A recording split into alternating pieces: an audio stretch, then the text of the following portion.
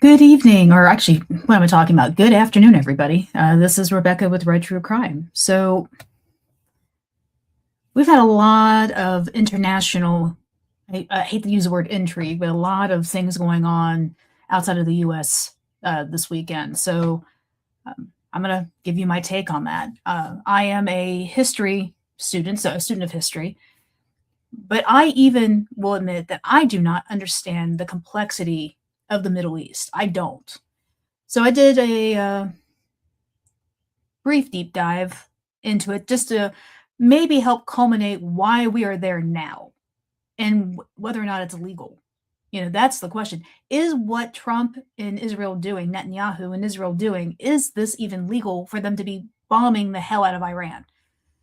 So we're going to talk about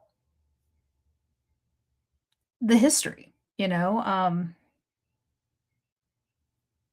because where else would you start but the history? So on February 28th, 2026, the United States and Israel launched a surprise blitz on Iran. Supreme Leader Ali Khamenei was assassinated in his own compound. Missiles rained down. Cities burned, and just like that, decades of tension exploded into open war. But this wasn't the beginning. This was an inevitable ending of a story that started over 200 years ago. So sit tight. I'll be right back.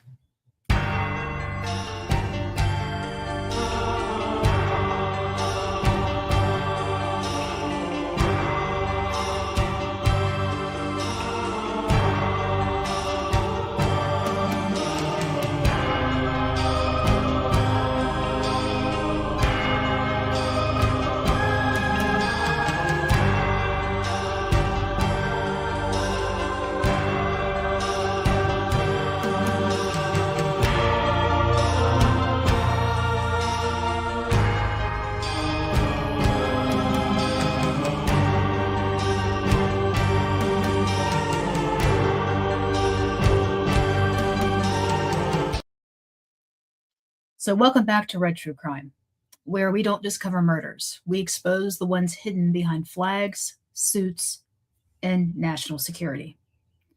Today, we're going full deep dive on the complete uncensored history of Iran's unrest from the Qajar dynasty to the bombs falling right now in 2026.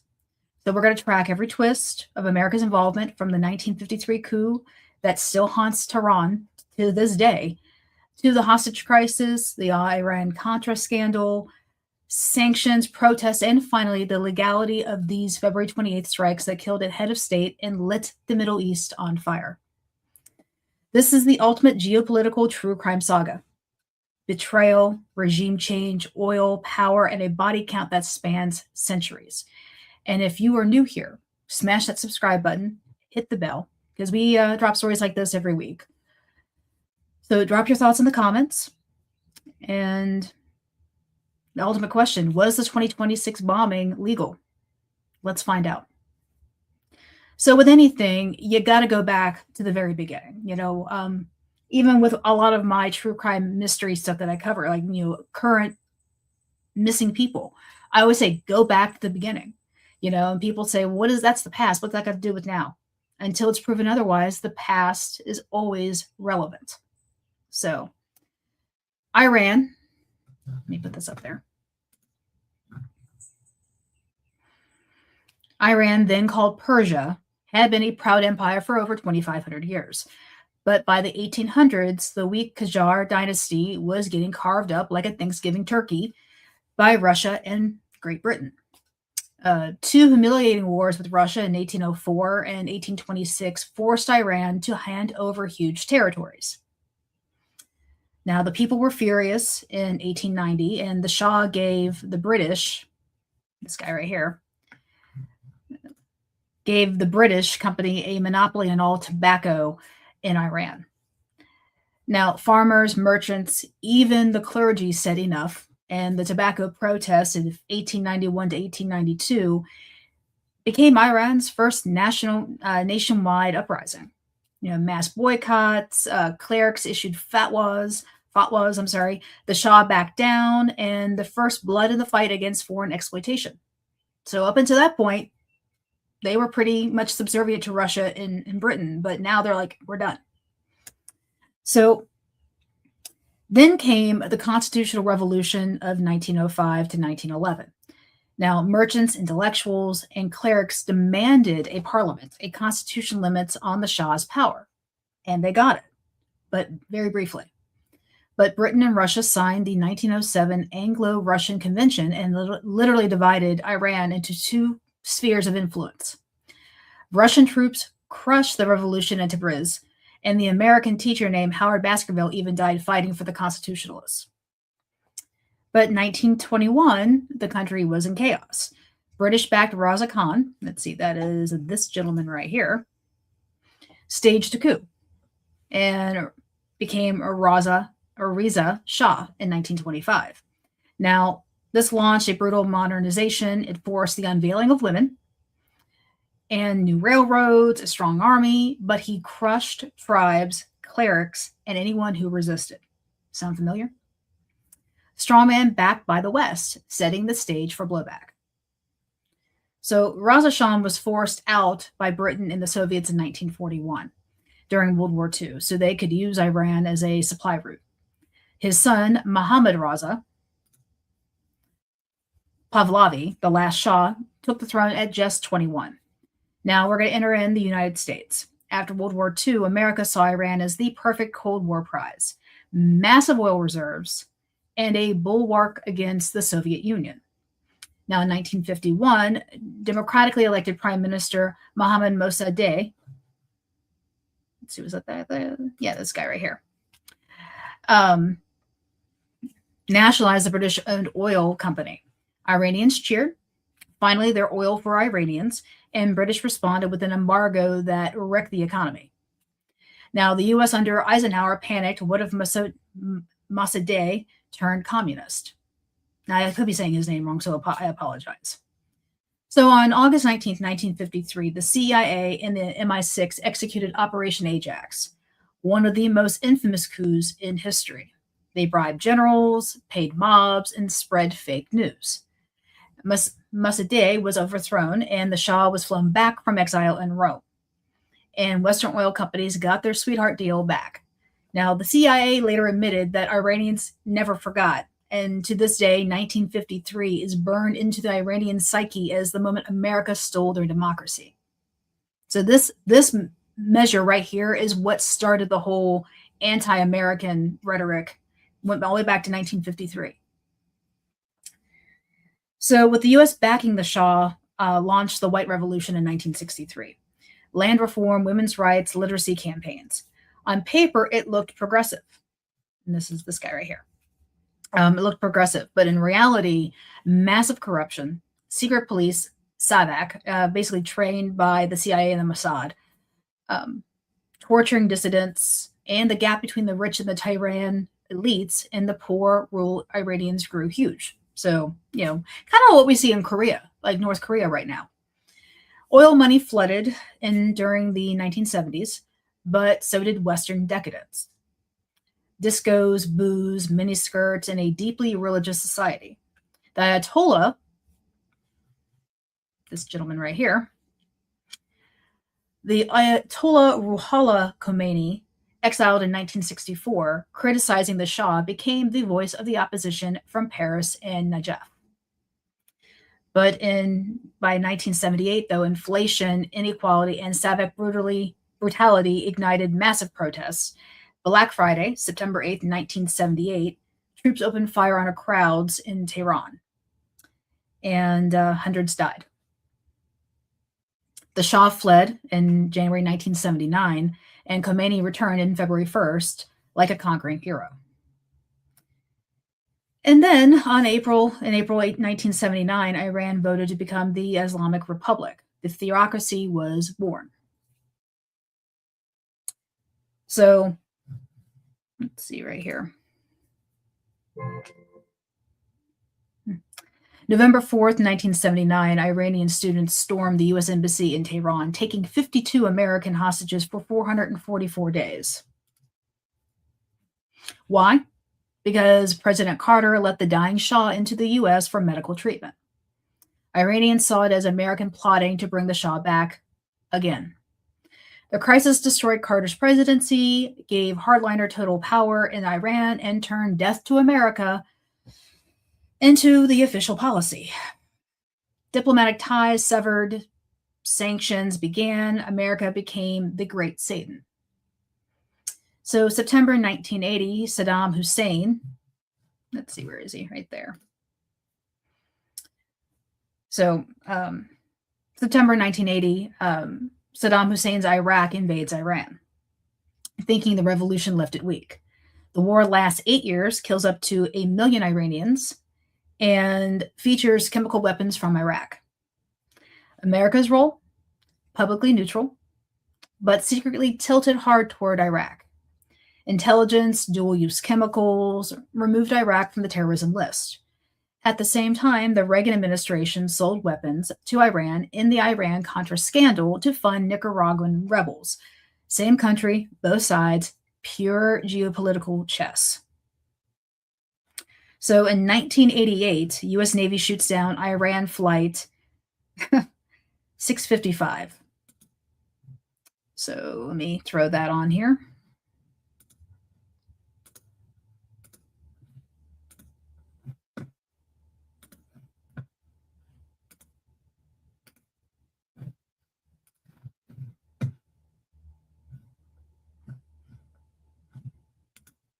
This is what it looked like before it was shot down. So U.S. Navy shoots down Iran Air Flight 655, 290 civilians dead, including 66 children. America called it an accident. Iranians called it murder. This is what they recovered. That was what was left of the plane.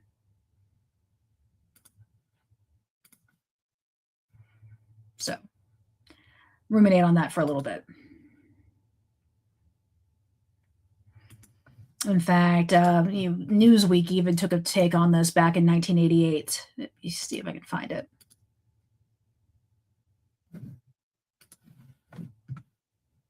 Another angle of the wreckage that was recovered.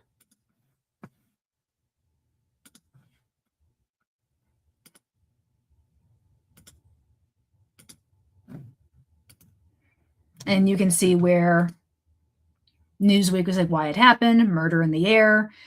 Very, very hot button topic back in 1988. So there's the wreckage again. And this one's most disheartening is when I saw this photo.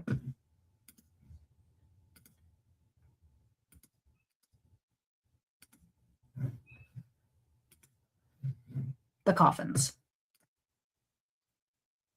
Yeah, very heartbreaking to look at. Okay, so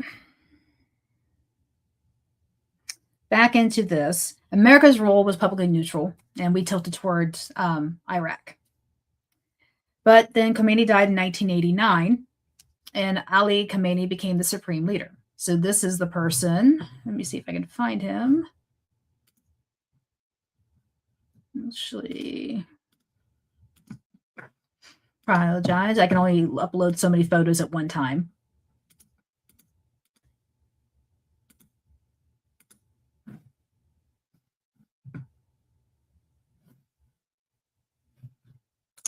Yes, this is the current Khomeini, Ali Khamenei, grandson of the original Ayatollah, Ruhollah Khomeini. So he has been running Iran since his grandfather passed away. And this is the man that died on February 28th, 2026, the supreme leader.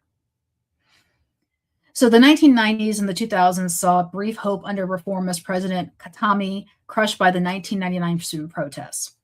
Then Mahmoud Ahmadinejad disputed it in 2009, re-elected, sparked the Green Movement, and millions in the streets brutally crushed. Hassan Rouhani negotiated the 2015 JCPOA nuclear deal with President Obama. Iran limited enrichment, sanctions passed, so basically limited enriched uranium. And then President Trump ripped it up in 2018. reimposed maximum pressure, and the economy collapsed again. 2019 fueled protest, 2022 Masa Amini Women Life Freedom uprising after morality police killed her for the bad hijab. They were pushing for women to basically unveil again, because once Ayatollah Khomeini came back into power, women were back to being treated like second-rate citizens. They weren't allowed to show their face; they had to be covered up. Declared war on Western democracy, because they were too westernized when Ayatollah came back in. So they went back to their original religious outlook. So the uprising, hundreds of dead, women burning headscarves in the street. This was the protest in 2022. Now, by late 2025, Iran was bleeding. They were at record lows. Inflation over 40%. Gasoline subsidies cut. Then December 28, 2025, protests began in Tehran's Grand Bazaar and spread to all 31 provinces. Chants of death to Khomeini, internet blackouts, thousands arrested, reports of hundreds killed. And this is where Trump took an issue. He kept saying, leave your protesters alone. If you keep hurting them, we're going to do something. And that's essentially what has happened. February 2026, protests reignited at universities. Then came February 28th. In the early hours of February 28th, 2026, the U.S. and Israel launched Operation Epic Fury. Coordinated airstrikes on nuclear sites, missile bases, air defenses, and leadership compounds across Iran. Supreme Leader Ali Khamenei was killed in an Israeli strike on his Tehran compound, confirmed by Iranian state media and multiple intelligence sources. So this has been confirmed. He is dead. President Trump called it preventative self-defense and regime change to stop Iran's nuclear program and support for proxies. Israel called it necessary to eliminate an existential threat. That's their stance on this. But here's the cold legal truth. According to the overwhelming consensus of international lawyers, the UN, and U.S. constitutional scholars, it has been deemed illegal. What they are saying was not legal. Under the UN Charter Article 2-4, the use of force against another state's territory is banned unless authorized by the Security Council or in genuine self-defense against an imminent and armed attack. That is the law. There was no imminent Iranian attack on the U.S. or Israel, and diplomacy was still happening. This was a preventative war, which has zero legal basis. UN Secretary General Guterres called it a grave threat to international peace and security. Domestically, the U.S. Constitution gives Congress alone the power to declare war. Trump launched this without a vote, citing Article 2 Commander-in-Chief powers. Legal experts across the spectrum, ACLU, Cato Institute, and even some Republicans, call it unconstitutional. The War Powers resolution was ignored in spirit. Multiple members of Congress have already labeled it illegal and unconstitutional. The Justice Department's classified memo says otherwise, but scholars say that's just self-serving. Bottom line. Bottom line. There was no imminent threat. No congressional approval, no UN authorization, and this was an unprovoked act of aggression dressed up as self-defense. So, more than 2 centuries of foreign meddling, revolution, war, and repression have led to this moment. Khomeini is dead. Iran is retaliating with missiles and U.S. troops killed, and the region is on the brink. And also, not only did we kill Khomeini, we also killed their sitting president in Iran. He was killed in this bombing. So, whether you see the airstrikes as justice or illegal aggression, one thing is undeniable. America's involvement in Iran has been a 73-year roller coaster of coups, sanctions, and secret deals, and now open war. But what do you think? Leave this out there. Was the bombing legal? Was it an accident of history or a calculated crime? Drop your theories below, and if you want more geopolitical deep dives, subscribe for your weekly true crime style investigations, and share this so the full story gets out. But I will say this, justice isn't always black and white, and sometimes it's written in missile trails. But let me say this. I took a poll and see where does the other world powers see this going. And the reactions from other world powers to the February 28th, 2026 joint U.S.-Israeli strikes at Iran, Operation Epic Fury, Roaring Lion, depending on which side you're on of this, which targeted nuclear sites, missile facilities, and military infrastructure, which resulted in the death of the supreme leader of Ali Khamenei, has been sharply divided.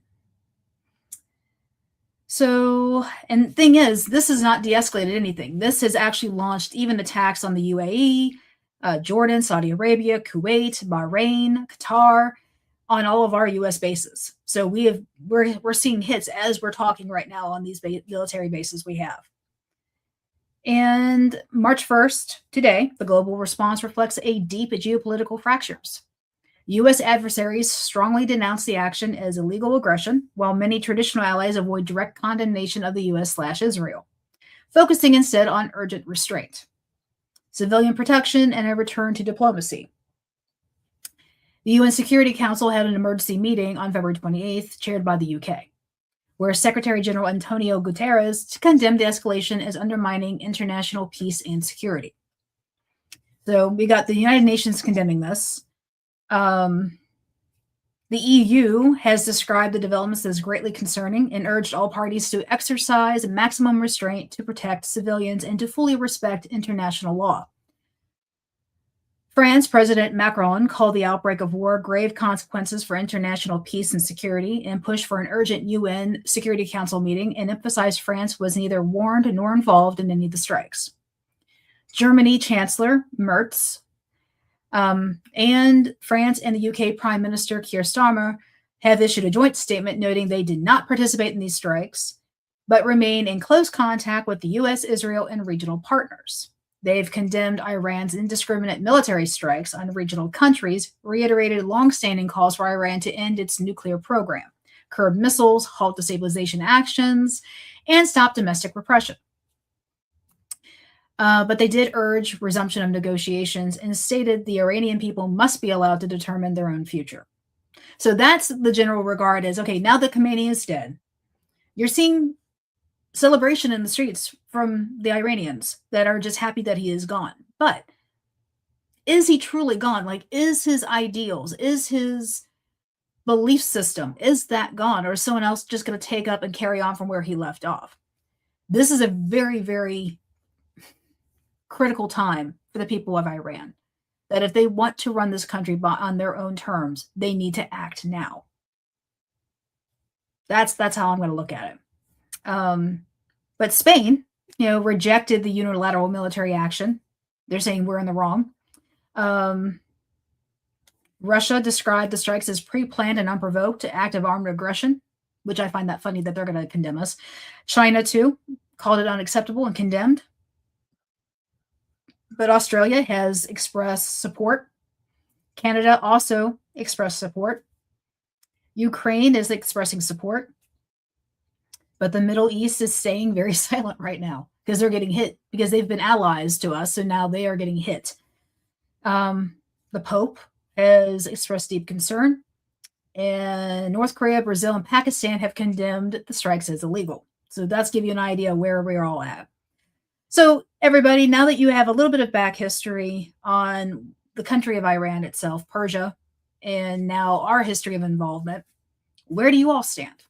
Do you think we needed to do this, or do you think we should have sat on our hands and waited for them to do something? Here's my take on it. I remember a lot of the stuff from the 80s. I have had two older brothers who were in the military that were over in dangerous waters during this time. And I remember my parents did not sleep at night while it was going on the last time. I think because they showed no real danger to the U.S., we should not have done this. That's just what I think. I think U.S. involvement in a lot of countries where we were playing watch commander has been overdone a lot. And who are we to be the ones to babysit everybody else? I don't understand why we are the ones who have to do this. I just think a lot of people are going to die before any type of peace is even brought around. And there's going to be a lot of American lives, a lot of Israeli lives, and a lot of Iranian lives. And when will it end? I do think this has opened the door to World War III, considering we have got such a sharp divide on who supports the U.S. and Israeli in this and who does not, and who's calling condemnation on this. And considering the UN is calling condemnation on this, I think we've got a problem.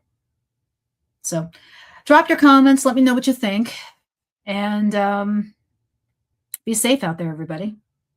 So as I always say, be weird, be rude, be safe. And thank you again for tuning in. Have a good day. Bye.